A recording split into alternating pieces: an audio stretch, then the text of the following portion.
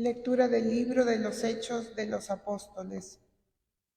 En aquellos días, el rey Agripa llegó a Cesarea con Berenice para saludar a Festo, y se entretuvieron allí bastantes días. Festo expuso al rey el caso de Pablo, diciéndole: «Tengo aquí un preso que ha dejado Félix. Cuando fui a Jerusalén, los sumos sacerdotes y los ancianos judíos presentaron acusación contra él, pidiendo su condena. Les respondí que no es costumbre romana entregar a un hombre por las buenas. Primero el acusado tiene que carearse con sus acusadores para que tenga ocasión de defenderse. Vinieron conmigo a Cesarea y sin ninguna demora, al día siguiente me senté en el tribunal y mandé traer a este hombre. Pero cuando los acusadores tomaron la palabra, no adujeron ningún cargo grave de los que yo sospechaba. Se trataba solo de ciertas discusiones acerca de su religión y de un tal Jesús que murió y que Pablo sostiene que está vivo. Yo, perdido en semejante discusión, le pregunté si quería ir a Jerusalén a que lo juzgase allí. Pero como Pablo ha apelado, pidiendo que lo deje en la cárcel para que decida el emperador, he dado orden de tenerlo en prisión hasta que pueda remitirlo al César. Palabra de Dios. El Señor puso en el cielo su trono. Bendice, alma mía, al Señor, y todo mi ser a su santo nombre. Bendice, alma mía, al Señor, y no olvides sus beneficios. El Señor puso en el cielo su trono. Como se levanta el cielo sobre la tierra, se levanta su bondad sobre sus fieles. Como dista el oriente del ocaso, así aleja de nosotros nuestros delitos. El Señor puso en el cielo su trono. El Señor puso en el cielo su trono. Su soberanía gobierna el universo. Bendigan al Señor, ángeles suyos, poderosos ejecutores de sus órdenes. El Señor puso en el cielo su trono. El Espíritu Santo será quien les enseñe todo y les irá recordando todo lo que les he dicho.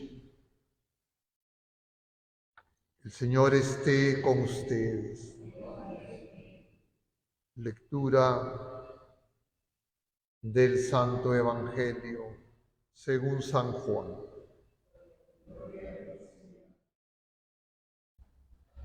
Habiéndose aparecido Jesús a sus discípulos después de comer con ellos, dice a Simón Pedro: Simón, hijo de Juan, ¿me amas más que estos? Él le contestó: Sí, Señor, tú sabes que te quiero. Jesús le dice: apacienta mis corderos.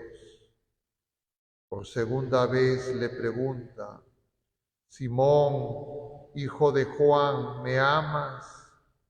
Él le contesta: Sí, Señor, tú sabes que te quiero. Él le dice: pastorea mis ovejas. Por tercera vez le pregunta: Simón, hijo de Juan, ¿me quieres? Se entristeció Pedro de que le preguntara por tercera vez si lo quería y le contestó: Señor, tú conoces todo, tú sabes que te quiero. Jesús le dice: apacienta mis ovejas.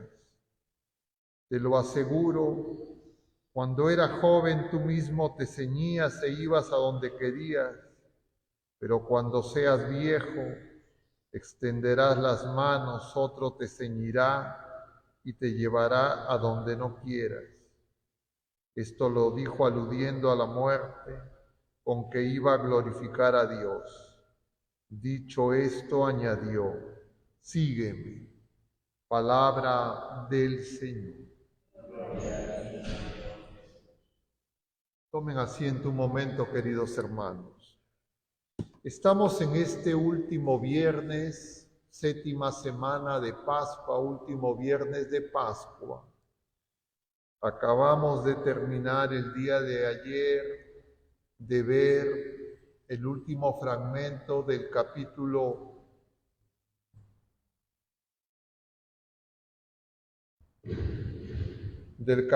17 de San Juan, que se conoce como la oración sacerdotal, y ahora hemos saltado hasta el capítulo 21, es decir, el último capítulo del Evangelio según San Juan. ¿Qué ha ocurrido entre el capítulo 18 y el capítulo 20? Lo que vimos en el Viernes Santo, es decir, la pasión, muerte y sepultura del Señor, que en la versión de Juan todos los años vemos en el Viernes Santo. Por eso ese, entre comillas, salto. Y entonces vamos entendiendo qué ha ocurrido en la liturgia de la palabra de todo este tiempo de Pascua, en estos, diríamos, 48 días. Mañana 49, domingo 50. Pero puede ocurrir que 48 días se nos está diciendo las cosas de una manera, de otra, y con lo que nos estamos quedando es con muy poco y encima malentendido. Si eso es así, eso es lo más común, pero no significa que el Señor quiera que sea así. El Señor quiere que cada vez entremos más en el misterio revelado, pero en realidad nosotros andamos muy dispersos. Y entonces, entre el capítulo 20 y 21 se presentan las apariciones de Jesús resucitado en el Evangelio según San Juan. Y en el Evangelio según San Juan hay una tercera aparición que no está en los sinópticos, y está del capítulo 21. Los exégetas, los teólogos han llamado por eso a este tercer capítulo del Evangelio según San Juan el libro o el capítulo de los Hechos de San Juan, porque lo vinculan con una mirada, diríamos, juánica al libro de los Hechos de los Apóstoles, pero que en Juan es un solo capítulo. Es decir, estamos aquí en la relación de la Iglesia con el resucitado. Eso ha quedado establecido con estas palabras de Festo que está hablando con Herodes, cuando le dice: estos me han traído a un tal Pablo que me habla de un tal Jesús que dice que ha muerto y ha resucitado, y de eso no están de acuerdo. Y entonces, claro, Jesucristo está resucitado, está vivo, está con nosotros. ¿Y qué entendemos nosotros? Solo el Señor sabe, y cada quien en su conciencia. Pero lo importante que necesitamos acoger está en la Sagrada Escritura, que se lee en la Sagrada Tradición de la Iglesia. Pero entonces, con eso en mente y teniendo en cuenta lo que hemos visto entre la cuarta semana de Pascua y esta séptima semana de Pascua, que es la segunda parte de la Pascua, que se distingue de la primera parte de la Pascua. En los días de feria vemos básicamente el Evangelio según San Juan. La primera parte, sabemos bien, de la Pascua, nos relatan nos narran las apariciones del resucitado. Y además hemos contemplado el nuevo nacimiento en el capítulo 3 con Nicodemo, el bautismo, y hemos encontrado el capítulo 6, discurso pan de vida. Eso es en las semanas octava, segunda y tercera. Cuarta semana cambia y empezamos con Jesucristo, el buen pastor, y de ahí en adelante empezamos los diálogos en el cenáculo. Esto ocurre ya fuera del cenáculo. En el cenáculo, decíamos ayer, en el capítulo 13, 14, 15, 16 y 17, se nos explica la misa. Si no hemos estado atentos, nos la perdimos, porque ha sido una enseñanza día a día, poco a poco. Y lo que ocurre, y hay que darnos cuenta, que la mayor parte de las veces, la mayor parte de nosotros no la perdemos. Entra por un oído, sale por el otro. Pero bueno, y me refiero a los clérigos y a los que, como la mayoría de ustedes, vienen a misa diaria. Porque hay otras personas que solo vienen domingo y peor, ni siquiera algunos ni domingo. Entonces, los que recibimos más, tenemos que dar testimonio. Y entonces aquí en este capítulo 21, en este pasaje, no es el inicio. Como ustedes saben, estamos en el versículo 15 al 19, se produce este diálogo fuera del cenáculo donde el Señor les ha dado de comer, pero ellos también han traído unos peces. El Señor ha puesto pescado y pan, ellos han traído más peces, más carne. El Señor pone el pan, Él es el pan vivo bajado del cielo. Y poner carne significa nuestra vida. Entonces, para seguir a Jesús, para ser discípulo del Señor, hay un camino que se nos ha revelado y que se nos revela en la Eucaristía diaria y que a veces nosotros también demoramos en entender. Y entonces voy a tratar de resumir eso para ir a este pasaje. Capítulos 13, 14, 15 y 16, las explicaciones del Señor no las entienden. Y eso queda dramáticamente reflejado en los últimos versículos del capítulo 16, que los vemos lo hemos visto el lunes de esta séptima semana. Entonces, de ahí en adelante, martes, miércoles y jueves, ya el Señor ya no les explica. El Señor hace oración. Es decir, liturgia de la palabra, tenemos que tener eso en mente, es lo que menos aprovechamos. Liturgia eucarística, ya casi nos convertimos en espectadores y difícilmente entramos en esa oración. Conclusión, necesitamos del don del Espíritu Santo para que nos explique las Escrituras y para que podamos unirnos a Jesucristo verdaderamente. Porque podemos estar unidos por conocimiento, por, entre comillas, cercanía, pero no por comunión. Esa es obra del Espíritu Santo. Nosotros no lo podemos hacer por nuestros propios medios. El Señor lo tiene que hacer. Y para que nos demos cuenta, nos examinemos, se nos presentan en este pasaje de hoy esas dos dimensiones. El tema del amor, es decir, si estamos en comunión y qué tipo de comunión tenemos con Él, y el tema del seguimiento. Si lo estamos siguiendo o no lo estamos siguiendo, porque podemos creer que lo estamos siguiendo y de repente no es así. Y entonces se pone, como dice San Agustín, en contraste en la persona de Pedro, vicario de Cristo, el ministerio petrino, la cabeza de la iglesia peregrina, esta situación para que nos demos cuenta que nos afecta a todos nosotros.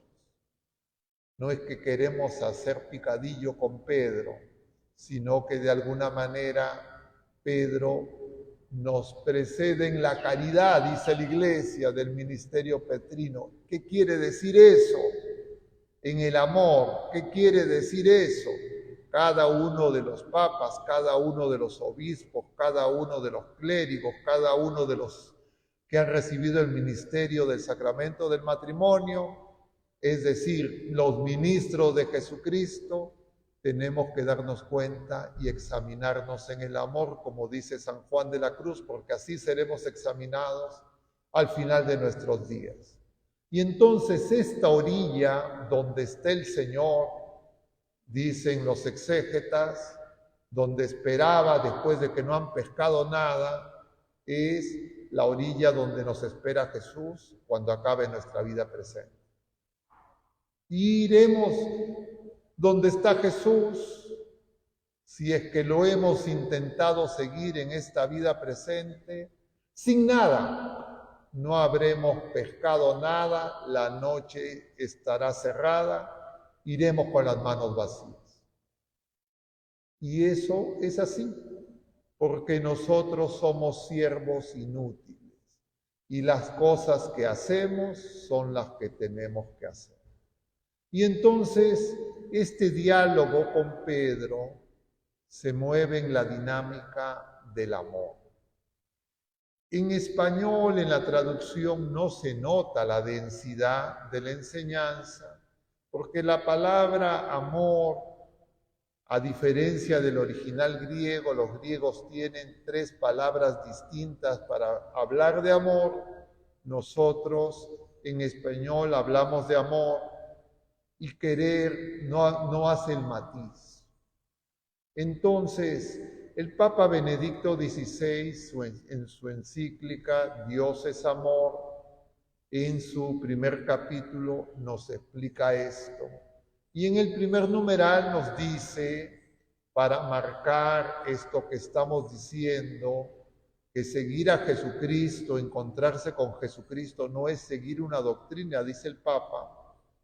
Lo estoy citando, no literalmente. Ni seguir una moral, dice el Papa.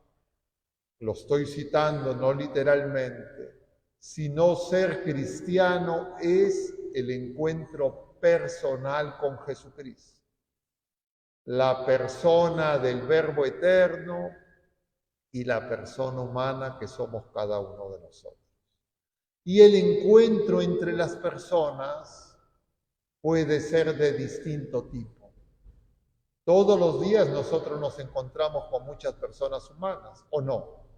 Si ustedes recuentan ahora con cuántas personas ya se han encontrado, tienen en la lista seguro, dependiendo de cada uno, unidades o decenas, centenas, de repente, no estoy tan seguro, muy temprano todavía.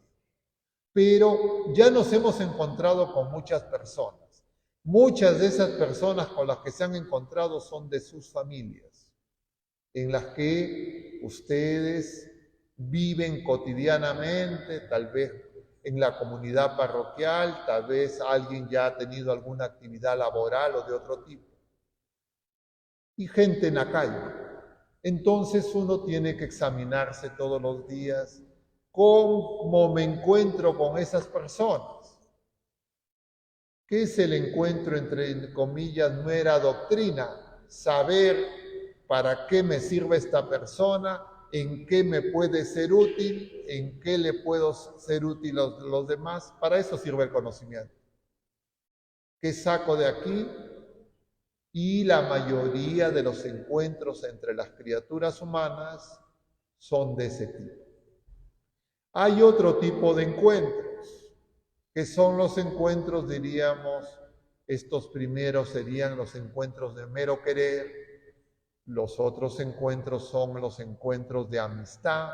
En griego el querer se dice eros, la amistad se dice filía. En los encuentros de amistad, yo trato de dar algo a las otras personas o dar algo de mí y las otras personas también, generalmente. Y claro, puede ser una sonrisa, un saludo, un gesto amable, que a veces se corresponde, a veces no se corresponde. Si es en el ámbito familiar, algún servicio mutuo, quien bota la basura, quien abre la puerta, quien prepara el desayuno, quien compra el pan, no sé, cada uno de cómo está organizado. Pero esos encuentros humanos, para mantener una relación sólida y estable, son muy frágiles. Entonces el Señor, que ha llamado a estos hombres, sus apóstoles, que ha estado con ellos cerca de 3 años, el Señor sabe que todavía ellos no tienen una relación sólida con Él como para poderlo seguir hasta esa orilla que es la casa del Padre. Como están, se van a quedar a medio camino. Por eso es que el Señor en la oración sacerdotal, como veíamos ayer, podríamos decir, ¿qué está pidiendo el Señor? El Señor está pidiendo el Espíritu Santo. Pero claro, la gente cree que el Espíritu Santo es otra cosa, es una especie de euforia, no sé, algo que yo no entiendo muy bien, pero que no es lo que nos dicen los evangelios, ni lo que está en la revelación. Pero lo cierto es que el Espíritu Santo es la manera en que nosotros pasamos de esas relaciones humanas muy frágiles a relaciones de un amor como el Señor nos ama. Y para eso el Señor nos da su amor, ese es el Espíritu Santo. Y entonces eso se expresa en estas 3 preguntas a Pedro, que están en relación a las 3 negaciones de Pedro, que se producen luego en el Evangelio según San Juan, está muy precisos, de repente se nos ha pasado cuando vimos el interrogatorio de Caifás, pero Caifás le pregunta a le pregunta a Jesús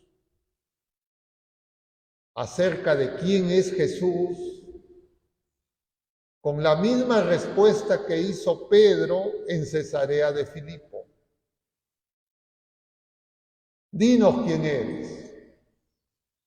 El Mesías, el Hijo de Dios vivo, el Dios bendito. Eso lo había respondido Pedro. Lo había respondido bien. Capítulo 8 de San Marcos, Cesarea de Filipo. Y Jesús le dice, bienaventurado Simón, hijo de Jonás, eso no te lo ha revelado la carne, sino mi Padre del cielo. Es decir, eso lo ha respondido Pedro por la fe. Pero en ese mismo instante que Caifás está interrogando a Jesús, en ese mismo instante que Jesús le dice, tú lo has dicho, yo lo soy, y que Caifás se rasga las vestiduras y dice, blasfemo, Pedro está negando a Jesús por 3ª vez. ¿Qué significa eso? Es antes del segundo canto del gallo.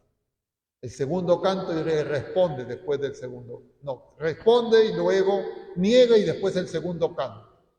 ¿Qué es el segundo canto del gallo? Ya va a pasar la oscuridad. Va a venir la luz. Va a amanecer. Pedro va a salir de la oscuridad. Y va a salir de la oscuridad llorando. Cuando Jesús lo mire. Y entonces se ha hecho un paralelo con estas 3 preguntas, pero es mucho más profundo, porque no solo se refiere a la persona de Simón, hijo de Jonás, no solo se refiere a todos los papas, todos los clérigos, sino se refiere a toda la iglesia, a cada uno de nosotros también.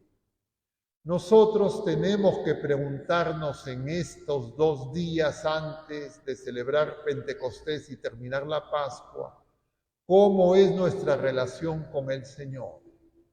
Si nuestra relación con el Señor es un mero querer, esa relación es yo vengo, hago mi oración y le pido cosas al Señor. todo lo que necesito, todo lo que creo que necesito yo, mi familia o incluso el mundo, puedo pedir por otras personas, pero solo le pido. Esa relación con el Señor que tenemos las criaturas humanas se llama querer eros. No solo la expresión entre comillas erótica, carnal, de deseo sexual. La otra relación es de filía, es de comercio, es de negociación, es de intercambio. Señor, yo te doy, tú dame. Esa es la relación de amistad. Esa relación tiene un problema entre las criaturas humanas, pero con Jesús, con Dios, tiene una dimensión misteriosa. Porque dicho sea de paso, Jesucristo, verdadero Dios y verdadero hombre, nos ha amado, nos ama con amor humano y con amor divino. Nos ama con querer, nos ama con filía y nos ama con agape, que es la tercera forma, el amor propio de Dios. Lo que esto significa es, nosotros no sabemos amar con donación total. Ninguno de nosotros. Así que no se hagan la idea de que eso es algo de los pecadores, no. Porque nosotros no nos podemos entregar totalmente a ninguna criatura humana mientras que estemos de peregrinos. O ustedes dan toda su vida, no, ustedes dan parte de su ser. Poco, un poco más, lo que sea, pero no todo, ninguno de nosotros. Pero tenemos en algún momento que entregarnos totalmente. Y como el Señor sabe que no nos podemos entregar totalmente, el Señor hace un camino de entrega, diríamos, por etapas, por cuotas. Nosotros nos tenemos que entregar poco a poco, cada vez más. Un día nos entregaremos totalmente. Ese será el día en que nosotros entreguemos nuestro cuerpo, todo nuestro ser. Hasta la vida presente no. Pero yo tengo que saber que la prueba de mi seguimiento es que voy dejando mi amor herido por el pecado, los amores humanos, el querer y el filía. ¿Y qué es lo que distingue a un querer y a un filía herido por el pecado? El egoísmo. Yo soy el dueño, yo controlo, yo parto y reparto y me quedo con la mejor parte. Y eso me puede disfrazar de amor y me puede disfrazar de ser generoso. Eso está significado en esa limosna de esa viuda pobre que da todo lo que tenía para vivir, y los otros que hacían daban dando mucho ruido, pero dan lo que les sobra. Y nosotros tenemos que darnos cuenta que damos lo que nos sobra. Y eso es la realidad de la criatura humana peregrina. Pero eso no es nuestro destino, eso es un punto en el camino y eso tiene que ser transformado. Y el Señor quiere que para seguirlo nos demos cuenta que poco a poco tenemos que dar todo. No es que ya me estaciono, yo ya di suficiente, ya estamos empatados, Señor, ya soy buena gente, me autocanonizo y entonces así no, me voy a quedar medio botado a borde de camino, no voy a entrar. Pero a nosotros nos encanta esa relación. Porque con esa relación nosotros mantenemos el control y en realidad impedimos que el Señor reine. Y lo podemos decir de boca para afuera, pero en el momento de la verdad lo negamos al Señor. Y le dices, tú ahora espera, acá mando yo. Claro, uno no tiene conciencia que es así, como lo estoy diciendo tan descaradamente, pero en realidad es así. Y ese es el interrogatorio a Pedro y a todos nosotros. Entonces Pedro, que ya no tiene la euforia del cenáculo, cuando dice, yo sí te seguiré a donde vayas, daré mi vida por ti, ya se ha dado cuenta que él no puede. Es decir, Pedro está empezando un camino de humildad, empezando.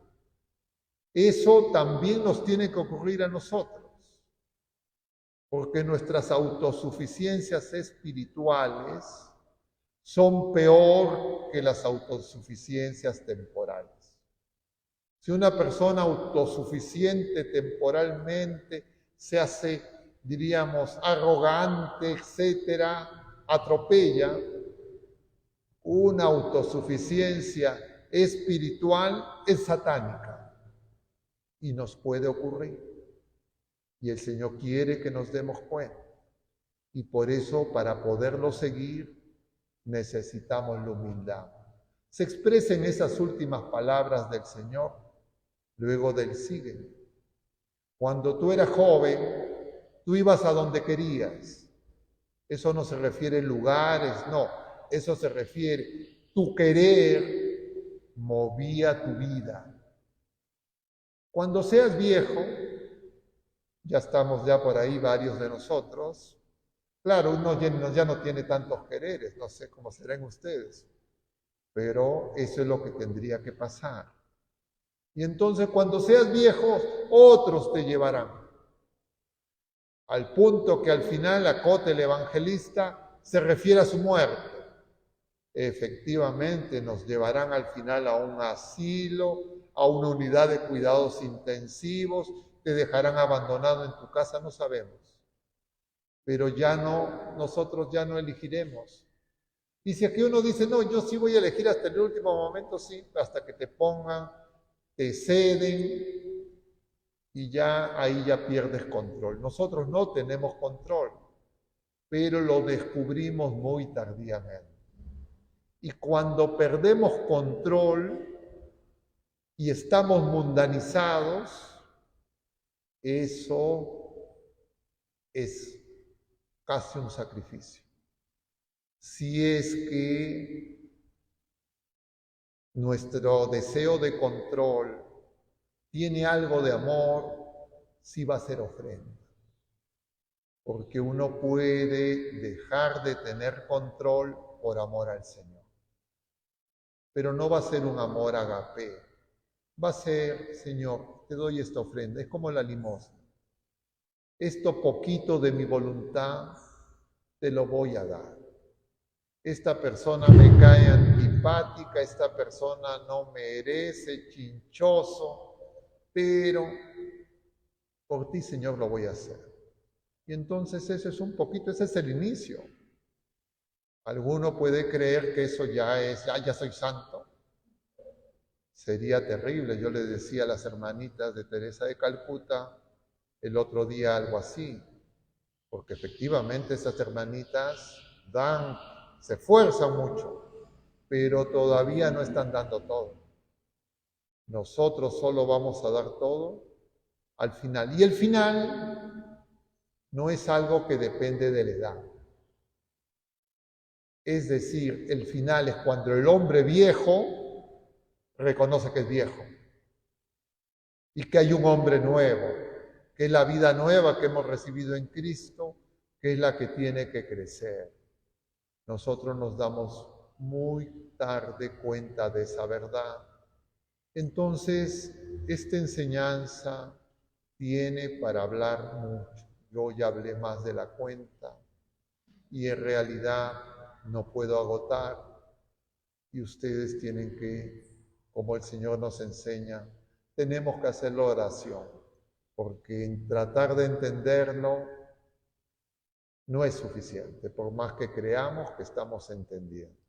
Pidámosle a nuestra Madre Santísima, Madre del Amor Hermoso, que nos enseñe a amar, que nos ayude a que su Hijo, fruto bendito de su vientre, ahora que viene una vez más manso y humilde a nosotros, lo podamos acoger como ella y que lo podamos abrazar con nuestro pequeño amor. Porque si es que el Señor no enciende las brasas, nosotros le daremos solo frialdad. Que nuestra Madre Santísima, San José y la multitud de los santos en el cielo nos ayuden con su oración poderosa. Que así sea.